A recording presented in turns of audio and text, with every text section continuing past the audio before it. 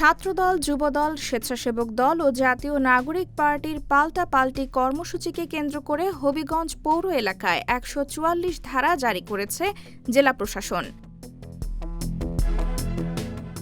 বুধবার ২৯ জুলাই সকালে জেলা প্রশাসক ও জেলা ম্যাজিস্ট্রেট ড. জি.এম. সরফরাজ স্বাক্ষরিত এক আদেশে এ নিষেধাজ্ঞা জারি করা হয়। জেলা প্রশাসন জানায়, একই দিন ও একই সময়ে হবিগঞ্জ পৌর এলাকায় বিক্ষোভ সমাবেশ ও পথসভা করার ঘোষণা দেয় এনসিপি। এর বিপরীতে হবিগঞ্জ সদর উপজেলা পৌর বিএনপি ও জেলা ছাত্রদল একই স্থানে পাল্টা প্রতিবাদ সমাবেশ ও অবস্থান কর্মসূচি ঘোষণা করে। দুই পক্ষের কর্মসূচিকে ঘিরে উত্তেজনা তৈরি হওয়ায় সংঘর্ষ, জানমালের ক্ষয়ক্ষতি ও আইনশৃঙ্খলা পরিস্থিতির অবনতির আশঙ্কা দেখা দেয়। পরিস্থিতি নিয়ন্ত্রণে হবিগঞ্জ পৌর এলাকায় ৫ বা ততোধিক ব্যক্তির সমাবেশ, মিছিল, সভা, মাইকিং, স্লোগান, পিকেটিং সহ আইনশৃঙ্খলা বিঘ্নকারী কর্মকাণ্ড নিষিদ্ধ করা হয়েছে।